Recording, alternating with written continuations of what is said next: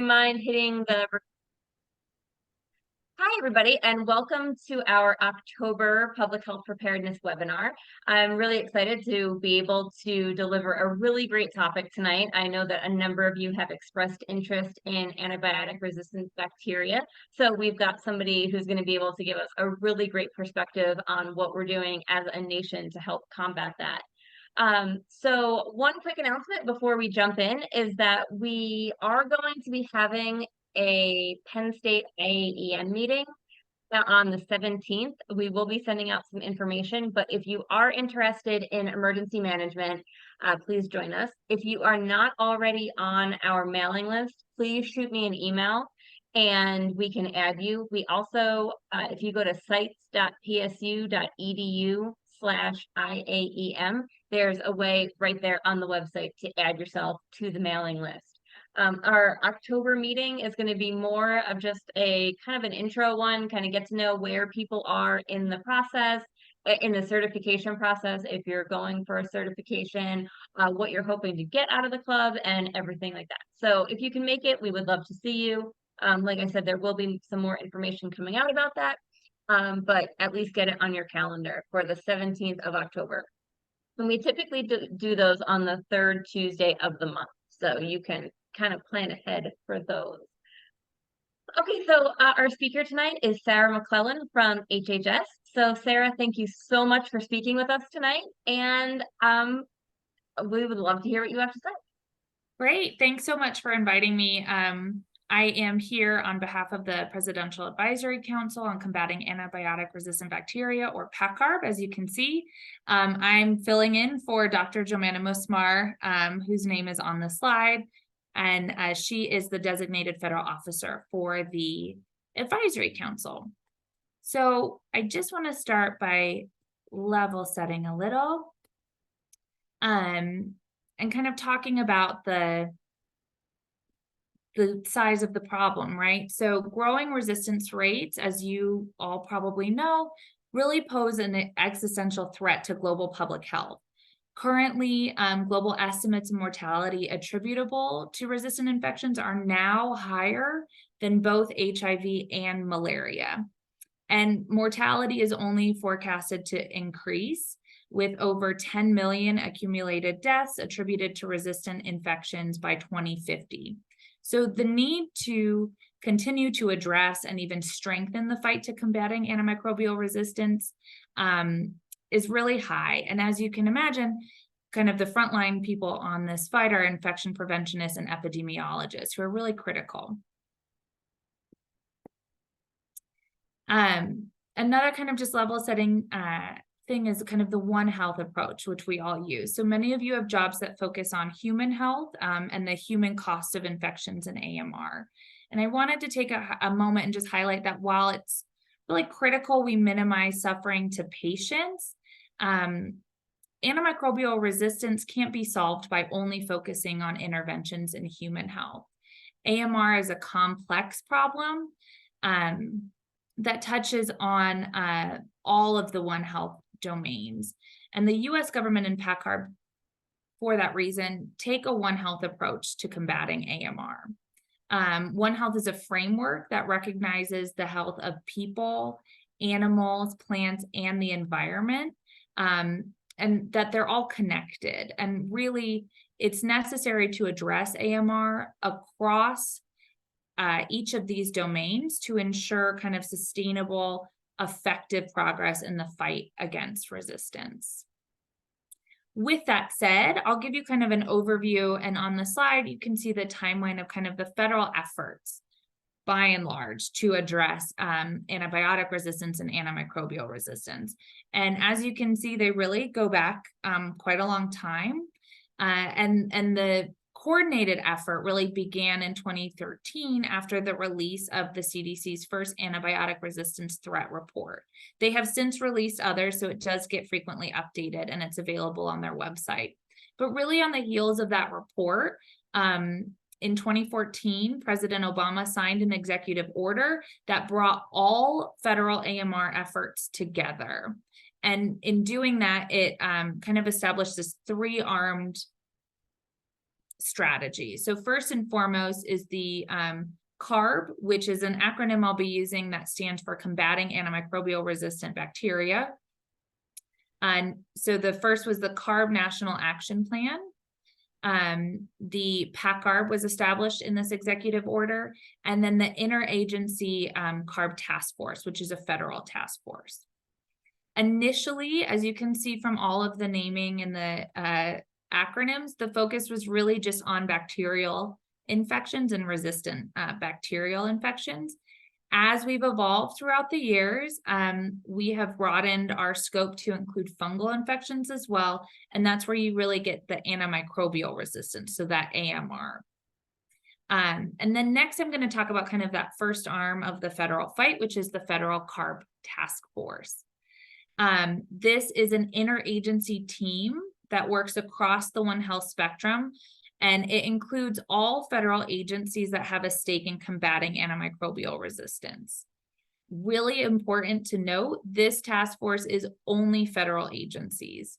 And the seals on the screen represent kind of the major players in the task force, and it's chaired jointly by the Department of Health and Human Services, Department of Defense, and United States Department of Agriculture, USDA.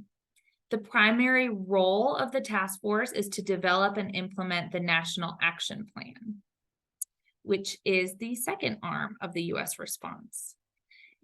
The National Action Plan is really the foundational and the foundational document and the guiding principle of all federal PACCARB efforts, and it's split into 5 high-level goals, which you can see on the screen. The National Action Plan is updated and released in 5-year iterations. So we are currently in our second iteration of the National Action Plan. The first one was 2015 to 2020, and now we're in 2020 to 2025. And the PACCARB will work closely with the Interagency PACCARB Task Force to develop and expand the goals of the National Action Plan when it goes through those iterations and updates. And then finally, I will get to PACCARB, but first, a little level setting on what a Federal Advisory Committee is. Federal advisory committees can be found across all branches of government. There are hundreds of them, and they all kind of function in very specific and different ways. But really, they're a way for the federal government to use the knowledge and expertise of non-federal subject matter experts to support and inform federal policy making. And these committees were really formally recognized in 1972 with the passage of the Federal Advisory Committee Act, which you can see on the screen, kind of the main principles of it. And this act really established a mechanism to create federal advisory committees and provides a set of rules for how they should be run. There's a lot of kind of strict guidelines, and that's because the most important part of a federal advisory committee is that all of their proceedings are open and accessible to the public. So they're really that main platform and mechanism that allows public to interface with the federal policy making process. And with that, I will finally get to PACCARB, who we are and what we do. We were established again in 2015 under executive order under the Obama administration, and our main mission is to provide advice, information, and recommendations on all things related to combating antimicrobial resistance. And those recommendations go directly to the Secretary of Health and Human Services and to the President. And really the purpose of PACCARB is to harness that the knowledge of non-federal subject matter experts in an open and public forum. And our primary output are recommendation reports and public meetings. To date, the PACCARB has produced 11 recommendation reports since its establishment in 2015. And all of these focus in some way on combating antimicrobial resistance. If I could interrupt really quickly, JD had a question asking about how people get chosen for those committees. That's a great question. The selection process is something that is governed by the Federal Advisory Committee Act. So there are some rules about it, but first and foremost, we will put out a call for nominees through the Federal Register notice, and then anyone can apply. But we, in our charter, kind of build in the expertise we're looking for. And then what we'll do is we'll kind of evaluate the applications we get. And we have, we require your CV to be submitted, a short bio, and then letters of recommendation if we have them.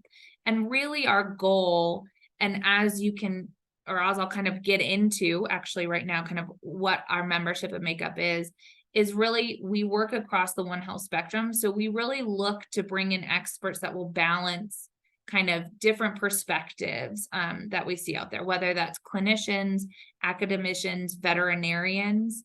And so really anyone can apply. It's open for anyone. And we kind of evaluate on criteria based on ensuring kind of a really balanced perspective. But to give a little more clarity, there are 35 members currently on the PACCARB. The largest group of those members are called voting members, and those are non-federal subject matter experts who represent their own views and knowledge. And those are, like I said, open to the public. When those spots become available, we do announce it in the Federal Register, and then we go through a selection process. And those voting members, again, academicians, veterinarians, infection preventionists, epidemiologists, industry, people who work in industry as well. The second type of membership we have, and we have currently 8 slots on our council of liaison representative members.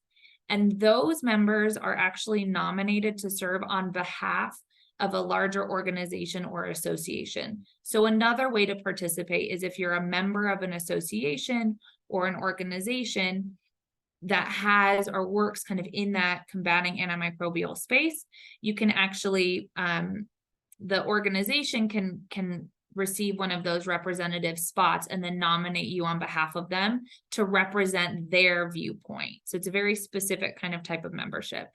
And then third and final, we have 12 members from various federal agencies that all have a stake in combating antimicrobial resistance. And those 12 agencies, the members who sit on our council, are the same members who comprise the federal interagency PACCARB task force, which is how we really kind of ensure alignment and strong collaboration between those two groups. Did that answer the question a bit? Feel free to ask if you have any more follow-ups too. Okay, great. I have a question. So then how do those recommendation reports then feed back into either policy changes or, more importantly, appropriations? I'm glad you asked. That's my next slide. Our recommendation reports are used in a number of different ways. To answer your question directly, as a federal advisory council, our recommendation reports are voted on in a public forum, and then they are published on our website and they are publicly available. And they also go directly to the Secretary of HHS and to the President. Beyond that, we don't have any sort of authority or control over appropriations. All we do is provide advice and recommendations, right? That said, because those reports are publicly available, we've seen those recommendations be used in several different ways beyond just that directly informing the kind of policy process. And really, the other way we see our reports really used is to advise the PACCARB interagency task force, who again, they're the ones who are in charge of actually implementing the national action plan. So those are the federal agencies actually doing the work to combat antimicrobial resistance. And again, we work really closely with them to ensure that the recommendations we put out are actionable and helpful and kind of help them do the work that they want to do. But our recommendation reports have also been used by associations and advocates, and we've actually seen them taken to the Hill for lobbying purposes as well. And then kind of this other way we've seen them used, which is a little less direct, is that we will often identify research gaps or priority areas for research. And we've seen that also kind of shape where other people have prioritized research and in academia as well. Did that answer your question a bit, Mike? Absolutely. Thank you. Great. So yeah, so it's a great segue into kind of how those recommendations can and have been used. And kind of to sum up, again, I really wanted to stress kind of that relationship between the PACCARB and the CARB task force, but really it's this three-armed federal response. It starts with the CARB National Action Plan, which is kind of the roadmap for how the US government will combat and is combating resistance. That National Action Plan is developed and implemented and tracked. So they also produce annual reports by the CARB Interagency Task Force, which is that purely federal kind of interagency group. And then there's the PACCARB, which brings in that third party outside of government subject matter expertise to help really inform what the government is doing to combat antimicrobial resistance. And we, like I said, work very closely together to ensure that those recommendations are actionable and helpful. I'm now going to move on to kind of some of our reports and the products we put out. So I'll just pause and see if anyone has any questions about kind of the overarching structure about the federal response to CARB. Okay, great. So this is another fun timeline, but this timeline focuses really on the reports we put out. And as you can see, PACCARB has been pretty consistently putting out reports since its inception. It was stood up in 2015, and the first report came out in 2016, and it was really evaluating that first National Action Plan. I'm going to highlight some of our kind of more evergreen reports, but I also want to note that our most recent report came out in March of this year. And that one I think you all will find really interesting as it focused on preparing for the next pandemic in the era of antimicrobial resistance. But first, this report was put out in 2017. It's on incentives for the development of vaccines, diagnostics, therapeutics. And really this report identified barriers in the AMR product and diagnostic development process. And the recommendations included ways to incentivize and accelerate new products and maximize that rate of return, and really encourage stewardship by focusing on economic, research, development, regulatory, and behavioral issues, which is always kind of that, that what if factor, right? So in the process of putting this report together, the working group received input from several professional organizations and consortia that really put forth recommendations for incentivizing early R&D across the pipeline of product development. And while this report was put out in 2017, we always really like to highlight it because it's actually remained a really relevant report. Until kind of very, very recently, maybe even this year, the antibiotic pipeline for development was really dried up. There's really not a lot of great incentives to kind of spur that research and development and spur the antibiotic pipeline. And there's a lot of issues, especially companies face, especially in that kind of post market transition, which has caused this really lack of new products in the market, which, as you can imagine, is a really big issue as we continue to see resistance grow. And so this report has really remained evergreen because these issues are still really, really current. Again, this report can be found on our website and is publicly available. On the heels of that report is strategies to enhance infection prevention and antibiotic stewardship. So stewardship is another really evergreen topic that the council is always very careful to include in all of its reports. This report provides 7 recommendations to improve infection prevention and stewardship for both animal and human health. So again, we really try to do everything from that One Health perspective. And as you can see, even in this report in 2017, we have those human and animal health recommendations as well. In this report, really the purpose of the recommendations is that they be implemented together. And when implemented together, they really provide a holistic approach to stewardship and infection prevention and control that ultimately will drive growth and maintenance of a workforce with robust education and competencies at multiple levels to carry out the work needed to combat resistant infections and promote stewardship. And again, even though this report was put out in 2018, we saw a lot of workforce shortage issues. I'm sure you did as well during the COVID-19 pandemic. And it's something that continually comes up as well, and is one of those evergreen issues that we see time and time again in this space. Moving quickly, in 2021, we actually put out 2 reports. The first I'm going to highlight is antimicrobial access and use across the One Health spectrum.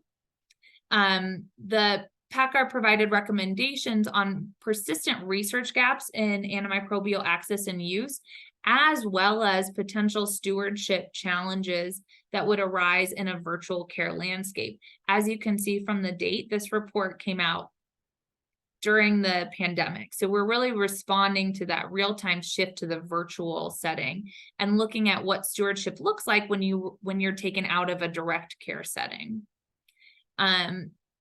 This report really emphasized that in order to embody a One Health approach to combating AMR, there must be an understanding that human, animal, plant, and environmental health are inextricably linked, and that the health of one sector can affect the health of others. So really that true One Health approach. And by identifying research gaps needed to really find the correlation among all those domains, further steps should be taken to ensure that appropriate interventions for improved stewardship practices are better applied to human, animal, crop, and environmental health. One Health continues to be a growing field, and the efforts of this report really show that our understanding of One Health in the context of AMR also continues to grow. As you can see from those 2 previous reports, we really started in the One Health arena bringing in the animal health experts, right? That was our huge hurdle. How do you get human health experts and animal health experts to come into the room and kind of work together across their domains? But just as we did that with animal health, it's really important now that we turn to plant, crop, and environmental health and make a really concerted effort to include those experts in all conversations regarding combating antimicrobial resistance. The second report from that year, again, 2021, focused on advancing interprofessional education and practice to combat resistance. So this is really the concept of collaborative training and education across all specialties to really enable holistic healthcare decisions and really improve patient outcomes. Again, this report looks to align concepts within One Health paradigm and really apply them directly to combating AMR. This report offers 10 recommendations on improving stewardship and infection prevention and control through the implementation of interprofessional education and practice. And the recommendations were provided under 3 main areas, which you can see on the slide. They are agreeing on and promoting a common understanding and vision of what IPE should look like across those sectors, aiding implementation of IPE concepts across One Health domains, and monitoring outcomes to evaluate the effectiveness of learning approaches on AMR outcomes. But I will get to kind of the more exciting report now. So as we saw during the COVID-19 pandemic, there's really a much greater risk of getting hospital-acquired infections, especially resistant ones. As you can see on the slide, data provided from the National Healthcare Safety Network showed significantly higher incidence of central line-associated bloodstream infections, catheter-associated urinary tract infections, ventilator-associated events, and MRSA in 2021 compared to 2019. And these increases, as you can see on the slide, coincide with periods of high COVID-19 hospitalizations, and were especially elevated during the first and third quarters of 2021. As you all know, COVID-19 will not be an isolated incident, and it's only a matter of time until we face our next pandemic. That paired with the growing antimicrobial resistance rates, it's really necessary to prepare for the next pandemic in a way that addresses the additional risk that AMR infections can pose. With that in mind, the PACCARB was tasked by the Secretary of HHS in 2022 to critically evaluate our pandemic preparedness policies. And these, excuse me, I lost my spot. With this task letter, the PACCARB stood up a working group in May 2022, which culminated in a recommendation report that was voted on and put out in March of 2023. And as part of that process, we actually had 2 public meetings that were dedicated to looking at this issue of pandemic preparedness. The first of those meetings, the working group developed a mock pandemic scenario, which is detailed on the slide, to serve as a basis for discussion during our September 2022 public meeting. That meeting was recorded, and the recording can be found on our website, as well as all of the presenter slides. But in this fictional scenario, as you can see, there's a highly transmissible novel influenza A strain with unknown origins, and it was spreading through both the human and the swine populations. Human hospitals were overwhelmed.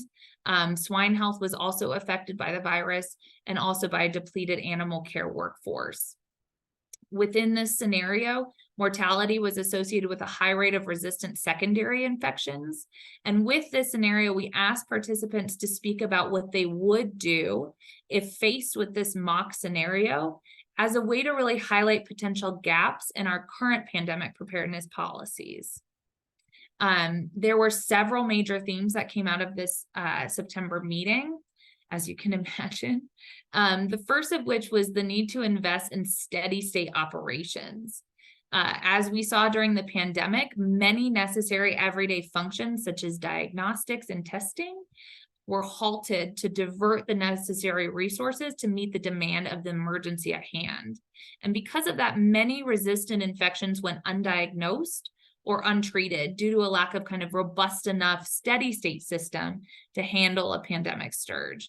So really looking at and needing investing, to invest in these systems and make sure that they're appropriately staffed and have capacity to provide the necessary reserve and remain resilient during an emergency. The second big thing that came out of this is that to meet the demands of the emergency mock scenario, our presenters really emphasize the importance of flexibility, especially in regulations, to allow for a rapid deployment of resources. Flexibility in regulations are also necessary to allow for non-clinician providers to help support the demands of the emergency scenario and help avoid those workforce shortages. And third, as exemplified in our mock scenario, emergencies are not experienced in isolation. Even without an animal component to the infectious agent, our mock scenario would have impacted animal production and our food security due to worker shortages, which is what we actually did see during the COVID-19 pandemic as well. And so pandemic preparedness really needs to take a One Health approach and include a holistic perspective to really be robust and resilient. Another huge thing that came out of this meeting is the importance of health communication, especially during a crisis, and the impact that health equity has on different populations' experience of an emergency situation.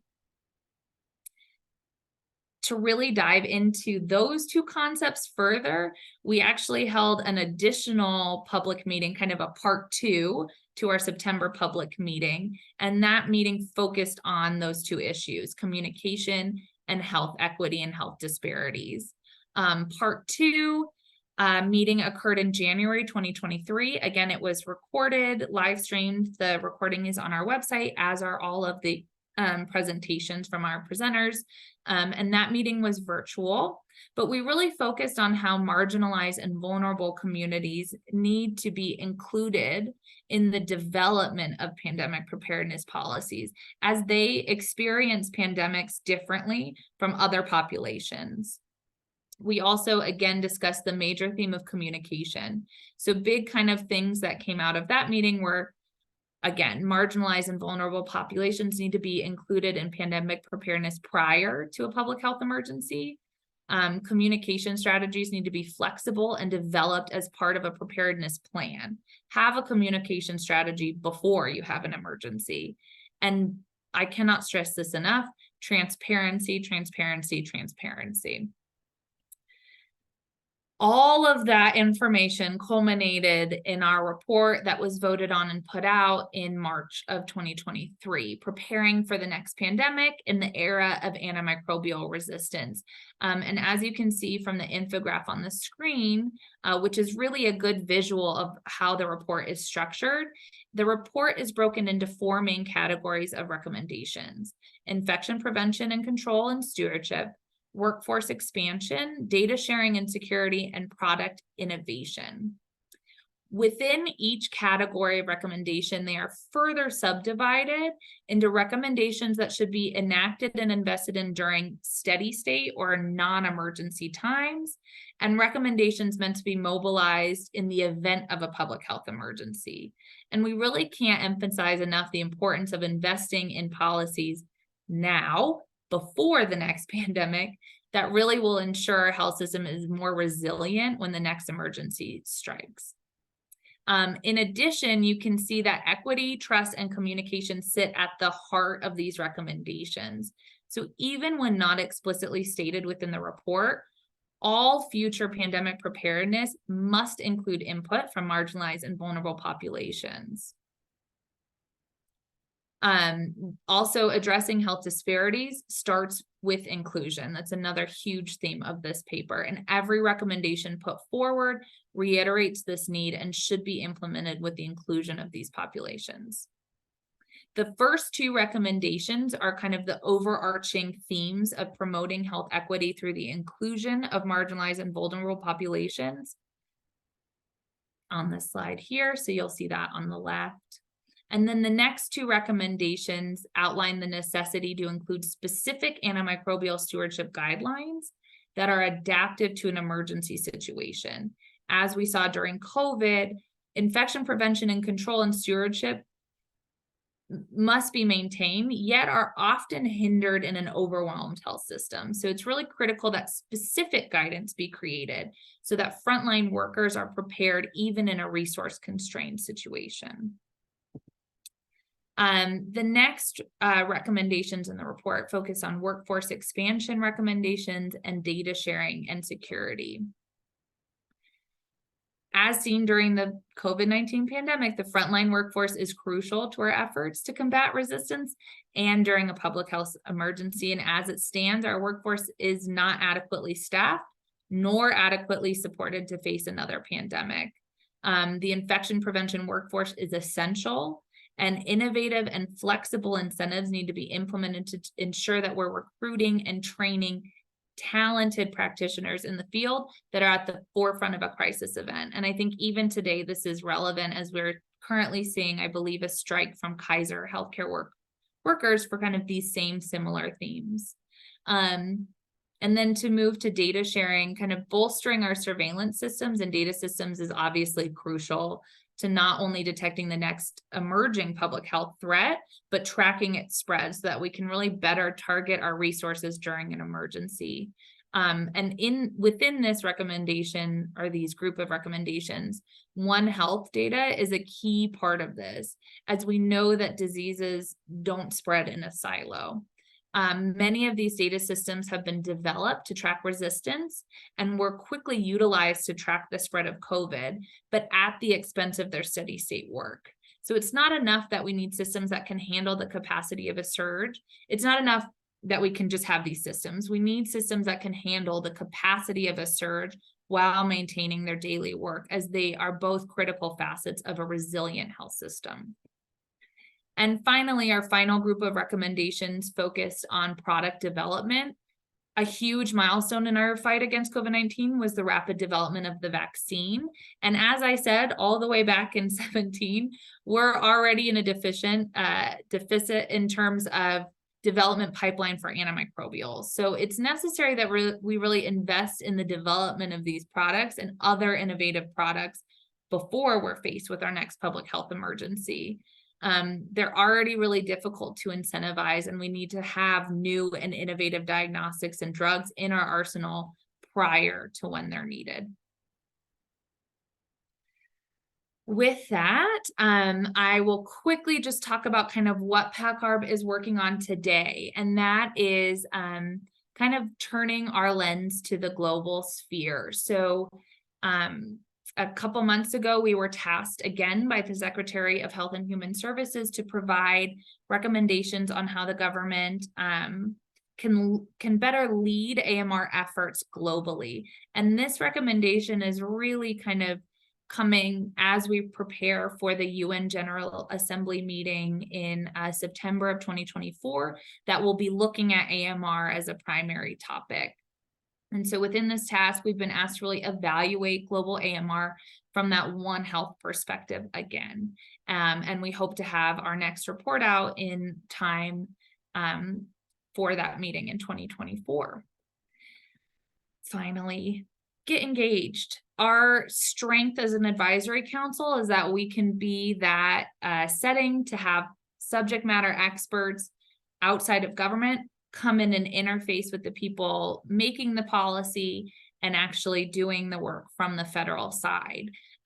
We host 3 public meetings a year, which are open to the public. They are live streamed. The videos are archived on our website and available to be seen at a later date, as well as all of the presentations from the people we invite to inform our council.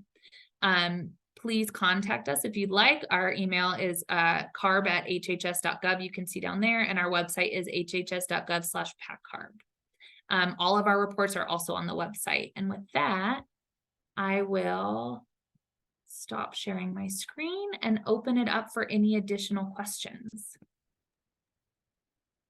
Thank you so much. That was very, very interesting. I, again, appreciate you doing this. I have one, but I will open it up if anyone else wants to go first. I see the wheel spinning in JD's head. Go for it. You sure? Yeah. Okay, mine was not subject matter specific. I was going to ask if you could talk a little bit about how you got to where you are, like a little bit about your background and any advice that you would have for people that were interested in kind of like following in your footsteps. Great. Yeah, I can talk a little bit about myself. I realized I didn't do a great introduction.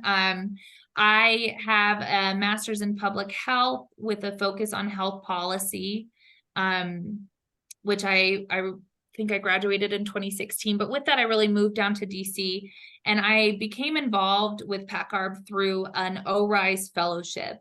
And I'm not sure if you all are familiar with that or not, but it's a really great program and utilized really well within the government to kind of, especially if you're just graduating from a program, whether that's master's, another graduate degree, or even undergrad, it's meant for people who are just entering kind of that workforce to get direct federal experience. And it's project driven. So you'll have a main project that you focus on that you kind of have to report out or write a paper on at the end of it, or annually really. And it's actually term limited. So you can only do it within those first 5 years of graduating, again, to really get your toe in the door. And it's really meant as a learning opportunity. What's been really great with PACCARB in our office, we sit under the Office of Infectious Disease and HIV/AIDS Policy at HHS. They are really great at utilizing OASH fellows and allowing them to explore. So our fellows can, apply for specific positions with a specific focus in that domain, but are really encouraged to meet people in the office and explore what other projects we're working on or what else is in our portfolio and really become involved with that. So I would say for anyone who's kind of looking to kind of dip their toe in the federal space, ORISE fellowship is great. It's ORISE, and it's through ORAU, which I cannot remember the acronym, but it's I think it's the Department of Energy actually funds it in some way, but it is paid, you get a stipend. So it is kind of, you are compensated and you get kind of real world applicable skills and experience. And it was through that fellowship that I actually was able to then convert over to an FTE. That's not guaranteed in the program, unlike some other government fellowships you can do, but it is, a very direct and easy pipeline for you to get your foot in the door, which is always super, super helpful. Great. Thank you so much for that piece of advice. Any other Katie, questions? Is ORAU Oak Ridge Associated Universities? It is Oak Ridge, yes. And I can find the website too and pop it in the chat for you all. Thank you. While you're looking that up, I guess I have a question. So with these tracking reports, in the last few years or whatever, I mean, what sort of progress have they been able to measure? Because I mean, like dating myself, I mean, it seems like antimicrobial resistance and the concern over it is something that goes back as far as 20 years, 30 years more. So what sort of progress have they actually seen in like the last few decades that they've been able, the metrics that they've then had in these reports? So yeah, that 2013, 2014 date really represents kind of the formalization and the coordination of the federal efforts to combat antimicrobial resistance. As you said, agencies have been in this fight for decades, right? But really that was the formalization of a kind of coordinated interagency process so that, people know what kind of everyone else is doing. We as an advisory council do not track that. We, again, just provide advice and recommendations, and it's really important that we kind of have that separation from the federal process in that way. However, the Interagency CARB Task Force does track it, and they are housed under ASPE, which is in HHS, and that's the Assistant Secretary for Programs and Evaluation. And they put out annual progress reports on the National Action Plan. So they kind of track it. The CDC also does a lot of great work, especially tracking kind of uptake of stewardship programs and things like that, and its correlation to reducing infectious incidents in hospitals. So they put that out as well. And they also put out a lot of great information in their threat reports.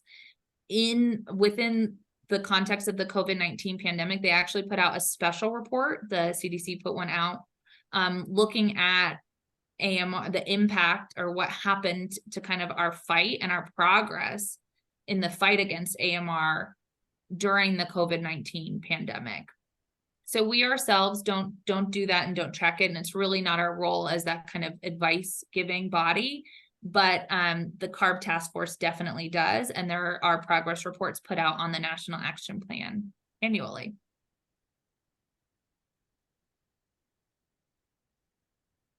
I got another question if I can monopolize. So like during COVID-19, for example, I know that there was a lot of like drug repurposing efforts that gained traction. I'm thinking of things like remdesivir or even like some of the viral vaccine vectors and so forth. Has there been any sort of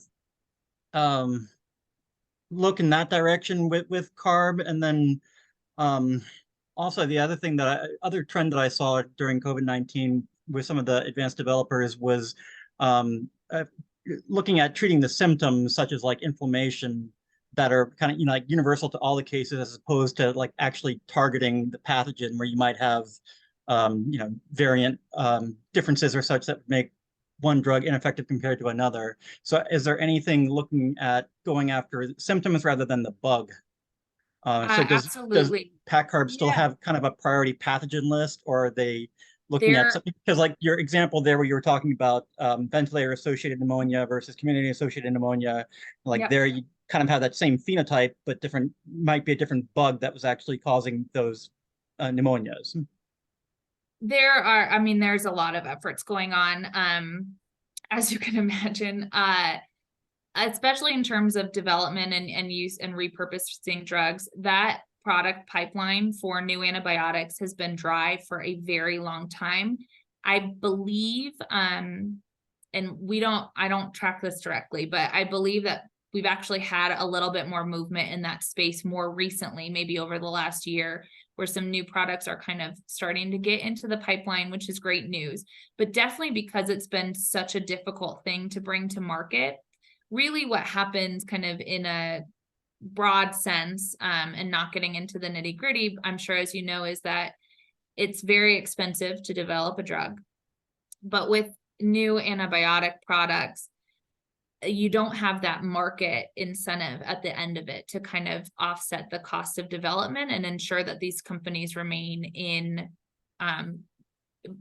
profitable. So what's happened is that we'll have the development of a new product, and the company developing it will eventually go bankrupt, because the goal is to not use the new antibiotic, right? The goal is to develop something that will sit on the shelf so that when it's needed, it can be used, and we're not kind of promoting resistance with its use. And so that really drives this kind of challenge with the pipeline.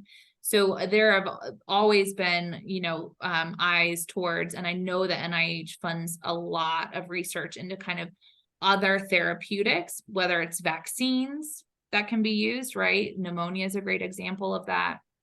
And looking at kind of other products and therapeutics that we can use as well, since it's been such a challenge to get those new products to market.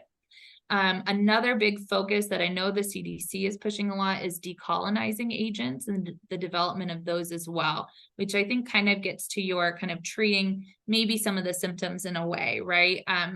We know you can be colonized with resistant infections, but not sick with it, right? And so what is that interplay, and how do we address that, especially in a hospital situation where you can maybe present as a colonized person and you interact with someone who is immunocompromised and then they get a resistant infection. So I know that's another big recent push a lot in kind of the development pipeline of what people are looking at.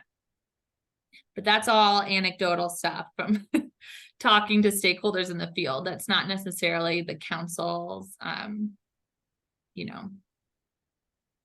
recommendations. And how do you sort of facilitate discussions with the FDA to try to accelerate these things? Because I mean, I know I worked in the field of like antimicrobial alternatives, and I think one of the barriers was getting in front of FDA was that a lot of the people there kind of had that antibiotic mindset in terms of sort of the regulatory pathway that you had to go through to do that. And so how do you kind of work with the FDA to try to advance some of these reviews and so forth, get these innovative products on the market? So all we can do is, as a council, put out, maybe some advice or recommendation. I think we've even put out recommendations about review process. In our most recent report on pandemic preparedness, we touch on this a bit, right? Because as we saw during the COVID-19 pandemic, we were so fast with producing new products, new vaccines, and getting those approved that we really kind of at the detriment of the traditional approval pipeline, right? So that's kind of a recommendation we've put out as well. FDA sits on our council, and they also sit on the interagency CARB task force. So we work pretty directly with them. And I think, we often try and put recommendations in there that are really actionable, but I think the benefit of the council is that we can also have people come in that sometimes maybe challenge the status quo a bit. Because we offer a public forum, we can have subject matter experts or industry representatives come and talk to the council, and they may provide a bit of a challenge to the, federal status quo, if you want.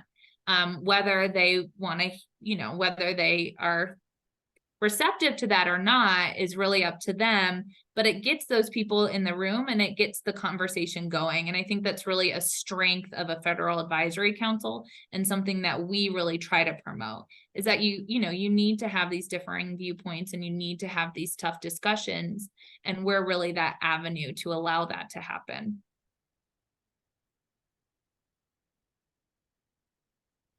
So in one of your reports, the 4 sections, one of them was on data sharing and security. Mm-hmm. So when it comes to the whole data privacy thing, I mean, where do you get your data from? Where do you store it?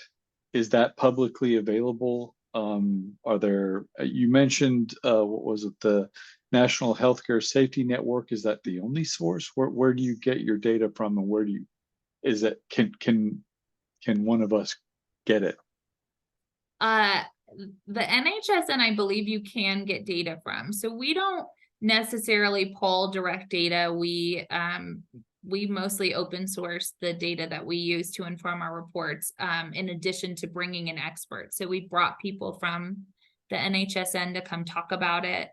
I will say broadly in general, that's been a kind of one of those evergreen issues that comes up, especially in the animal health sector, and especially in the agricultural kind of animal health space, right? There's the companion animal health space and then the agricultural animal health space.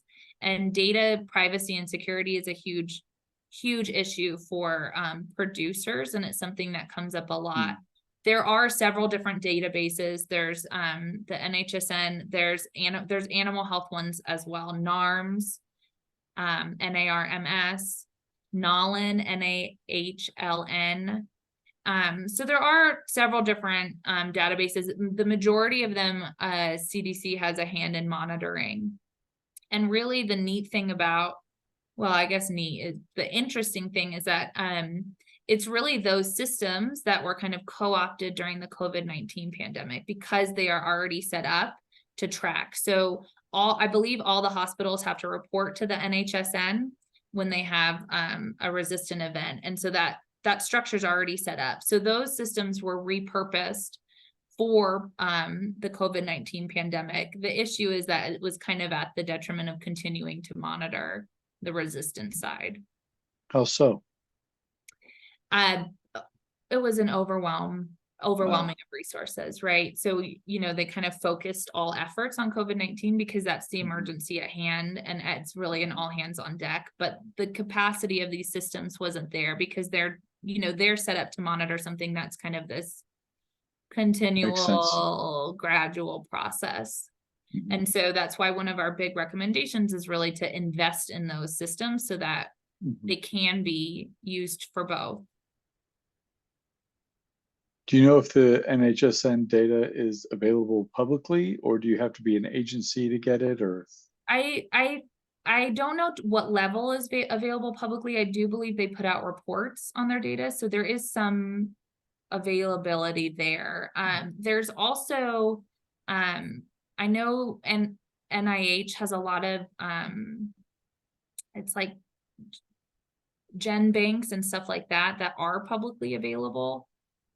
So there are some data sources that are publicly available, and there are others that definitely put out reports, but I don't know to what extent the information is available. Okay, cool. Even to me, frankly. Yeah.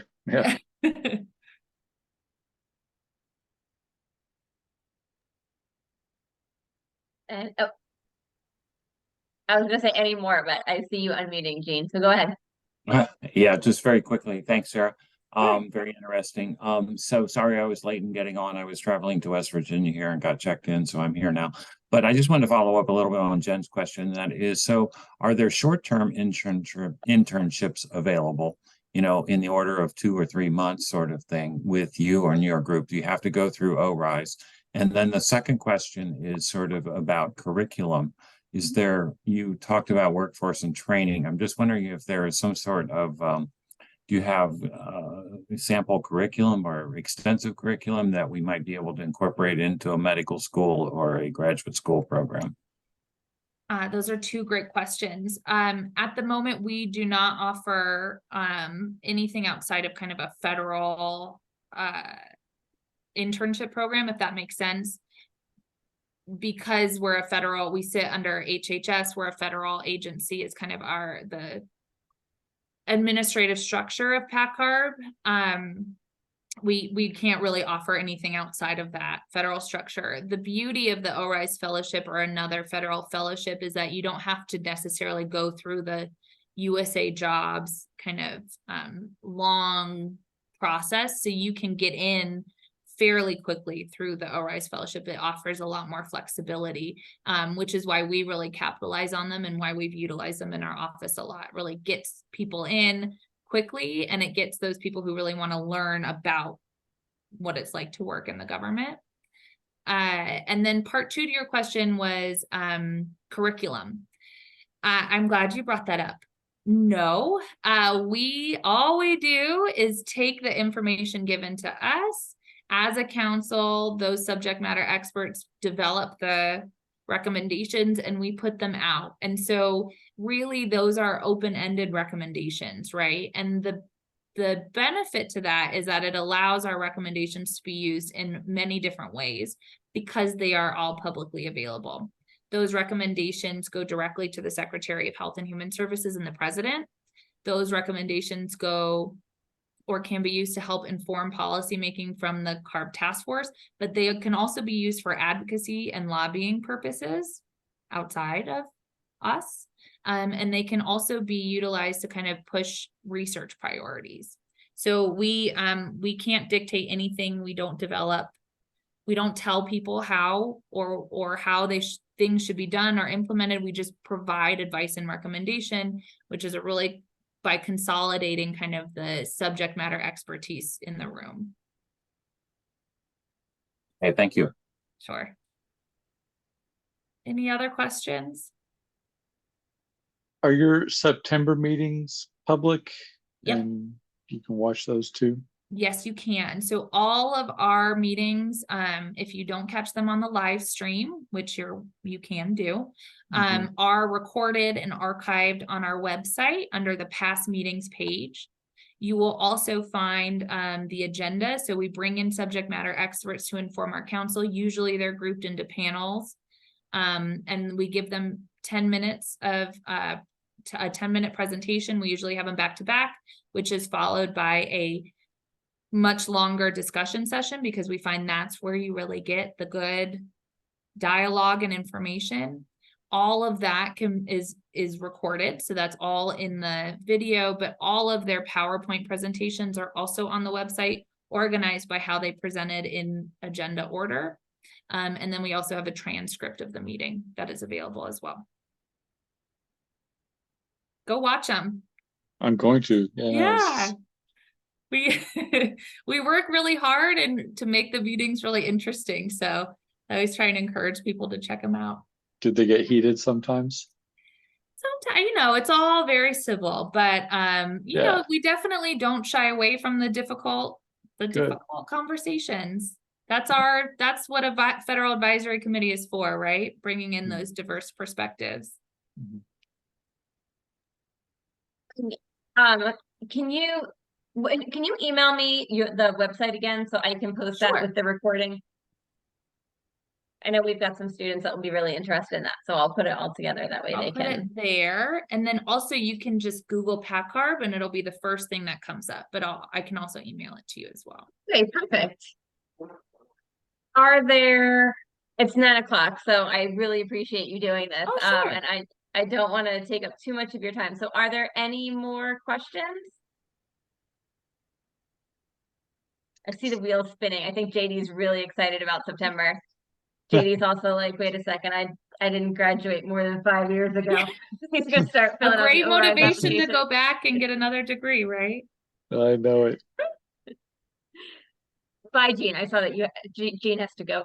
Well, JD actually did our public health preparedness option and a different option. So I told him that he should stick around and he could be the first student to go through all of our options. But you should get like a special medal for that. Yeah. Yeah, I agree with that. But happy to answer any additional questions. I can definitely stay a little bit longer, or feel free to email me. I will type in my email, or Joanna, or carb@hhs.gov, which is our kind of big mailbox, but we're a small team and we're the only ones who monitor it. So we do see them. You on LinkedIn? Well, thank you so much for doing that. Yes, I am that. on LinkedIn. JD, were you saying something? I just asked her if she was on LinkedIn, or is PACCARB okay. on LinkedIn? Yes, I am on I saw LinkedIn, you. I and didn't see them. PACCARB is not. No, we're not. Okay. Yeah, we can't really have our own LinkedIn, but individually we can. And Joman is also on LinkedIn. Your LinkedIn box is going to be getting busy tonight. Great. Yeah, that's great. And also the public meetings we have in person are also open to the public. So if you guys are in town during a public meeting, you're also welcome to join in person as well. Thank you. Thank you so much. And I know JD and Mike don't know this, but Sarah jumped in at the last minute due to scheduling conflicts. So she had like less than 48 hours to prepare for this. Did a So great job. thank you Oh, so good. much. Good. I know it's a lot of information, but I think we do pretty cool work and I'm excited about it. So always happy to talk about PACCARB and the work we do. So thank you Well, for having thank me. you. We really, really appreciate this. This was really, really interesting. And like I said, we've got a lot of students that mention this as being something they're interested in. Oh, So excellent. I'm definitely going to share this widely on our site and with our students. So thank you again. Great. Yeah. And encourage them to get involved. Like I said, we love hearing from people and we are always looking for a lot of input and involvement. So Well, we will definitely do that. So thank you again. And Thank this way you. we don't tie up too much of your evening. So have a great night and thank you so much. Thank you Thank all. you. Thank you so much. Bye. Bye. Good night, everybody.